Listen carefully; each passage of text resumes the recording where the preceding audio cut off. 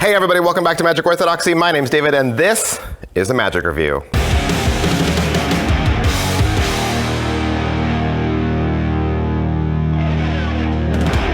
Hey, today we're going to look at Bullet Catch 5 from Mikhail, Shmidt, Bondley, and Magicalism.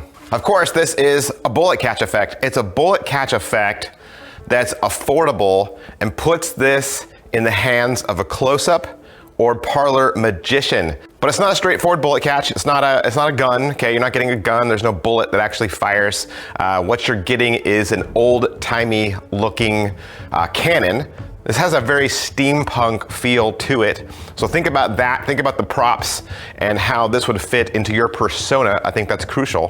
What you do is you bring out the cannon and you bring out a small ball bearing. The ball bearing is signed by the spectator just to prove it's theirs, it's the actual one.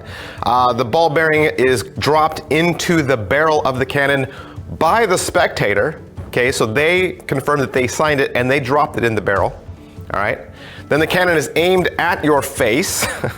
The spectator lights the fuse, a flame is seen, and then 1 second later, the signed ball bearing can drop out of your mouth into the spectator's awaiting hand, no switches.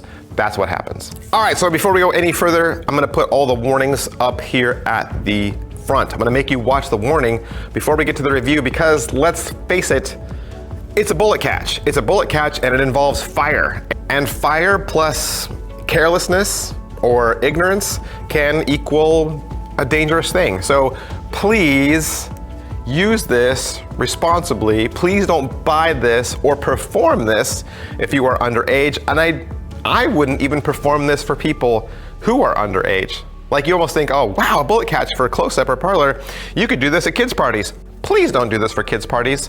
Please don't shoot yourself in the face at kids' parties.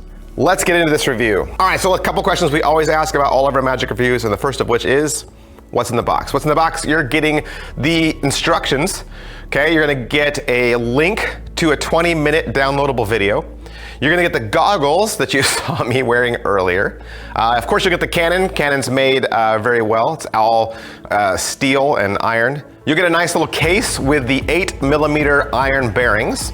You'll get a ramrod and you'll get a gunpowder flask. All of this comes inside of a nice satin-lined box, wood box with chain latches. All right, let's talk real quickly about what is not included in the box. What's not included in the box? There's no fire in this box.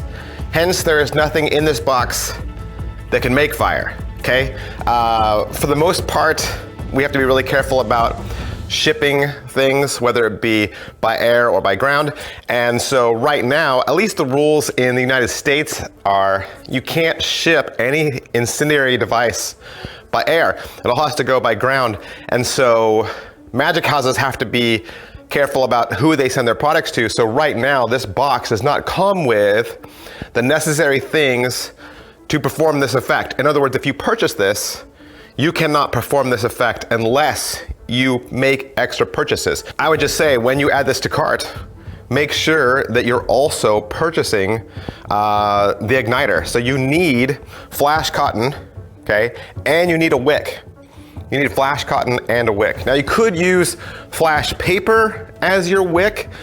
In the video, Mikhail actually recommends that you use a firecracker wick, like the wick from a firecracker. A quick search on Amazon, there are wicks that you can purchase. I don't know how thick they are. You might be able to pull some threading apart and maybe make a thinner wick, but you will need to provide your own wick, your own flash cotton, and your own Bic lighter. All right, so is the effect what I thought? You know, I watched the trailer the first time and was like, wow, that's pretty cool. And then you kind of watch it a second time with your magician eyes on, and I was looking for something in particular when I watched it, and I saw it. So I said, I wonder if something happens, and then I saw it happen, and then I realized, okay, this is how he's doing it.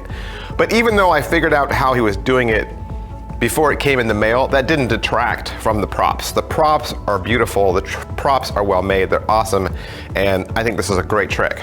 All right, so as far as the angles go, it's hard to say that there's angles to this. There is an element where some sleights are involved, definitely. But as far as how the spectator could see those angles, or if you could flash, I don't think you really could. There's a lot of built-in fail-safes in this that enable you to get the ball bearing from the cannon to your mouth secretly. There's two crucial steps, and those crucial steps are pretty much covered. I think if you don't do those steps, the ball bearing doesn't go to your mouth at all. But if you do them, they're covered. So I think if you follow the instructions, you're pretty good angles-wise. How's the inspectability? There's really nothing to inspect. I mean, if spectator holds the ball bearing, it's real. There's nothing gimmicky there. If the spectator wanted to examine your goggles afterwards, they could. If your spectator wanted to examine the cannon afterwards, they could. There's no firing mechanism to this cannon. There's no moving props or parts. It's just a tube and a base with a little wing nut. So, I mean, there's nothing really to it to find. A lot of this trick is theatrics. All right, so what's the overall quality and production value of the video? Like I said, it's only 20 minutes long, so it's not very long at all. Mikhail is seated at a table. It's mostly a stationary shot. There's some close-ups when you need them. He does speak with an accent, and I think there is a little bit of a language barrier there, but you can work through it. As far as what he's gonna teach you, he's gonna go over the setup, obviously, and the performance, and then he's gonna give you one extra handling tip at the end. All right, so is it well made? I think everything's well made. The box is well made. The box does say bullet catch on the top. I don't know that I would leave that there. I would probably take some sandpaper and rough it up and make it look like there was some old-timey words there, but now you can't read them anymore. Nobody likes pretty, unworn, unused looking props. Like if you have a prop like this, you want to make it look like it's vintage because it looks vintage. So make this look vintage, okay? I wouldn't mind tearing even the satin lining on the inside, staining it up with coffee, and just maybe putting some cigars in this for a while and giving it kind of like a musty smell. It kind of looks like it needs that dressing, you know? It needs to have some sort of performance look to it, like, wow, this is really cool, old-timey looking stuff. But everything is metal, everything's really well made. It's a beautiful prop. All right, so how much practice does it require? Practice-wise, and this is all based off of speaking to Mikhail himself. Like I wrote to him personally and tried to ask him some more questions. And so Mikhail says really a lot of this depends on the size of accelerant that you use, okay? Let me just repeat again that this does not come with any cotton wadding, okay? There's no cotton wadding and there's no fuse. There's no fire with this. But how this plays out is dependent upon you and how much accelerant you use. So if you use a little bit, obviously it'll produce a little flame and thus be safer. If you use a lot, it'll produce a larger flame and thus be less safe, right? Plus where you stand or where you put your face, I think is also part and parcel with safety, okay? The closer your face is to the cannon, the closer your face is to fire or the accelerant, I think the more dangerous it can be. And the further you are away from the cannon or the further anyone else is away from the cannon, the safer.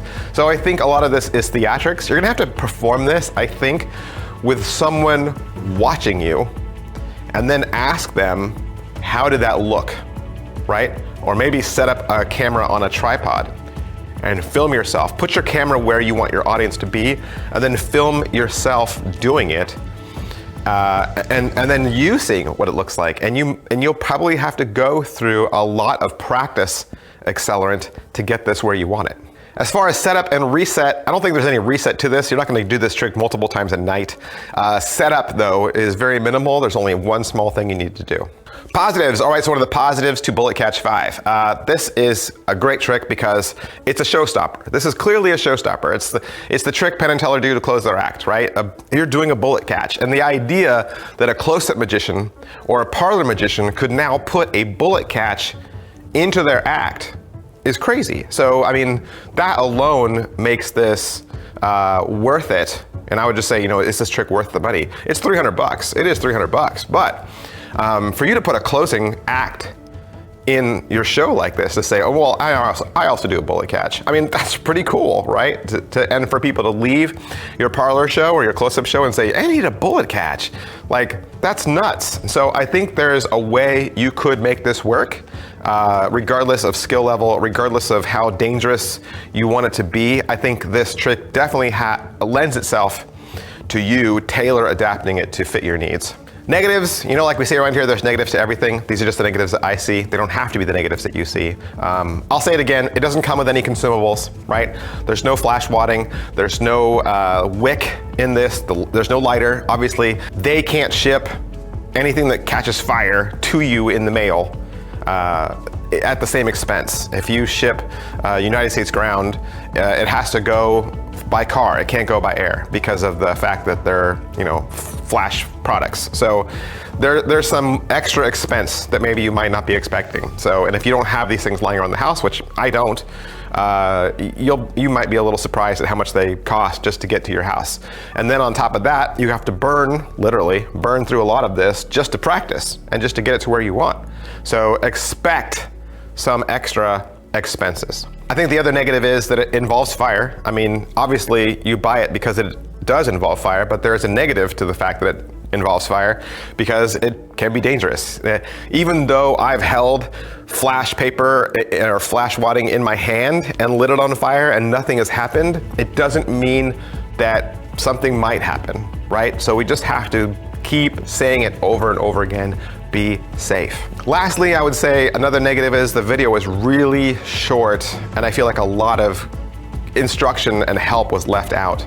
You know, for $300, I would expect a video instruction to be at least an hour long. 20 minutes is extremely short. And I mean, just on the safety side of it, I mean, I think there's more that could be said. And maybe if, you know, the language barrier was an issue, then Mikhail could have brought in somebody else to maybe explain some of the theatrics that are involved, because I've seen some discussions on the forums, and I think a lot of the magicians are concerned about the theatrics, like how much of the theatrics is really going to happen live. How much of the trailer was special effects, and what really happens in when the spectator watches this? Because I've seen Mikhail perform this even on Facebook, and on Facebook, the trick looked different. So I do think the trick varies on performance and performer. So I think that's where some of the confusion is coming in, depending on, you know, where the camera is placed during the performance, whether it's placed along the gun barrel pointed directly at the performer's face, or if it's off at a distance. I think you see different things. And so I think you're gonna have to play with this a lot to fine tune it to get it to where you want it. Who would like this? Like I've been saying, close-up artists or parlor artists, they want to put a show-stopping act like this at the end of their act. $300 is nothing when you're talking about your career. All right, so that's pretty much everything I can say about Bullet Catch 5 from Mikhail Shmidt and Bond Lee. Of course, I want to thank hocus-pocus.com for allowing me to have this so that I could do this review for you. And if you would like to purchase it for yourself, I'll put the link below to Hocus Pocus in the description. Thanks. I'll see you guys next time. Bye.